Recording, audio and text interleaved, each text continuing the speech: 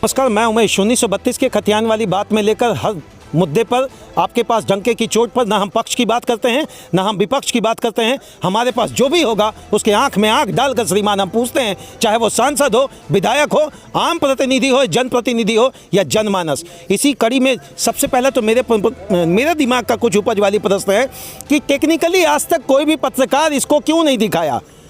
कहाँ से भाषा जुड़ता है, कहाँ से भाषा को उत्पत्ति कर कर किसी अनुसूची में उसको जगह दिया जाता है, संशोधन की क्या प्रक्रियाएं हैं, डिपार्टमेंट कौन सा है, बहुत सारे टेक्निकल आंसर। और मैंने बहुत सारे वीडियो में खासकर मोती महतो जी को देखा है इसको आइडेंटिफाई करते हुए, क्योंकि इनका स्टेटमेंट बड़ा कॉन्क्रीट रहता है। कॉन्क्रीट मैं इसलिए कह रहा हूँ, आप हिला डुला नहीं सकते हैं प्रभु। चलिए, पहले तो आपका ढेरों स्वागत है। आपका भी स्वागत है दादा। मिठाई कब खिलाइएगा? मिठाई अभी खाने का टाइम नहीं दादा, क्योंकि अभी आधा अधूरा सपना है। माँ कसम बहुत कंजूस हैं आप। नहीं, उस दिन भी हम मांगे थे मिठाई तो उस दिन बोले कि बिल आने दीजिए, आज बिल आ गया तो बोलते फिर ही मैंने सड़ा देना है या नहीं खिलाना है। माटी से आपको प्रेम है ना? इसी माटी से है ना, तो वही तो मिठाई है। बचा लिए।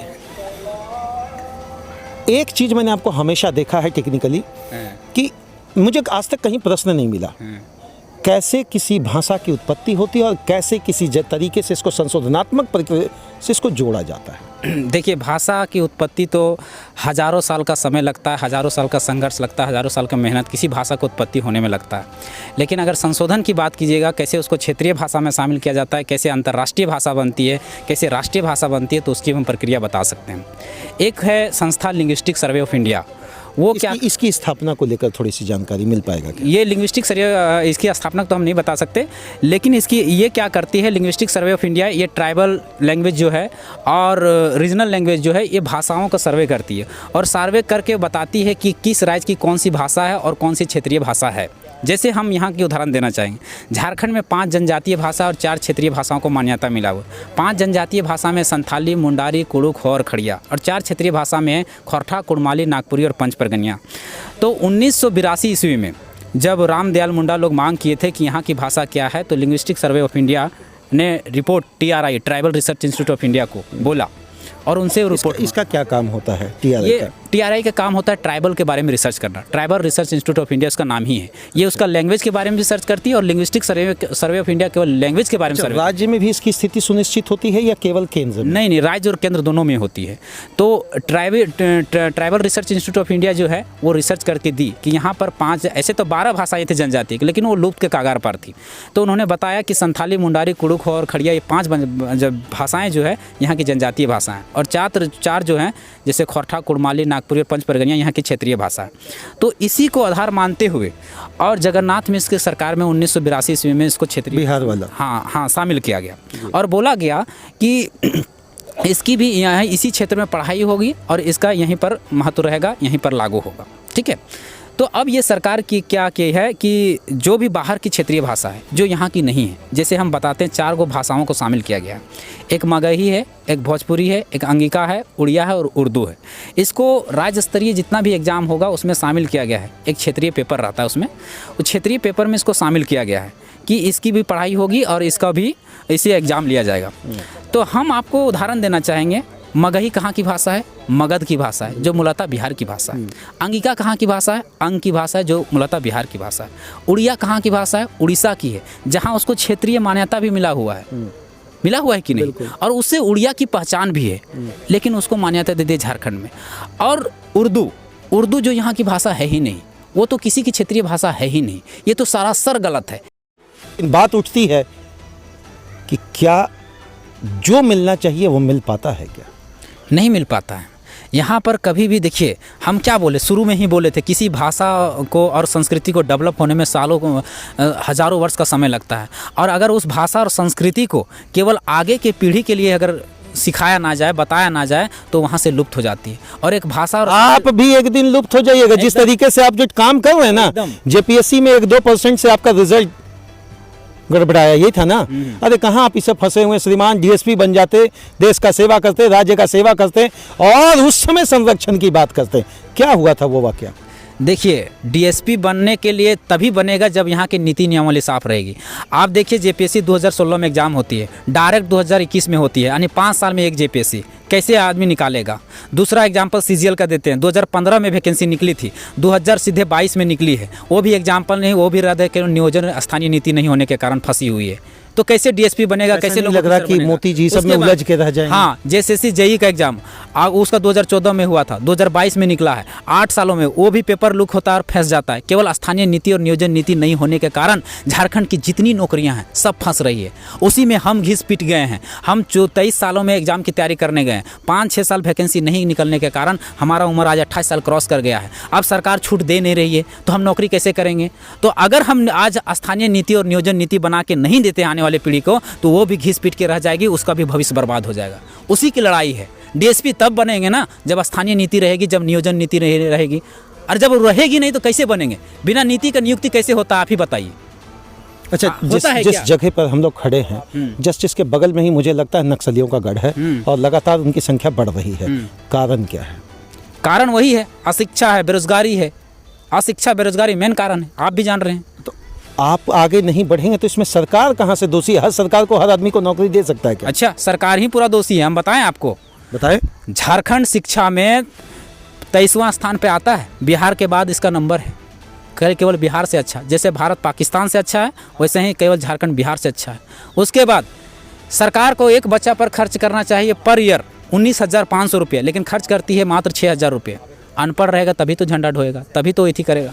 उसके बाद हर 30 से 35 बच्चा में एक टीचर होना चाहिए। शिक्षा नीति कहती है कि हर 30-35 बच्चा में से एक टीचर होना चाहिए, लेकिन झारखंड में 300-400 बच्चों पर एक टीचर है। क्या पढ़ेगा बच्चा? यहाँ थमाना चाहिए स्लेट, थमा दिया प्लेट। क्या बच्चा पढ़ेगा? वो नक्सली नहीं बनेगा तो क्या बनेगा?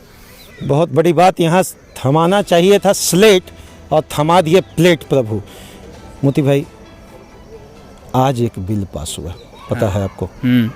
कितना लग रहा कि सार्थक है।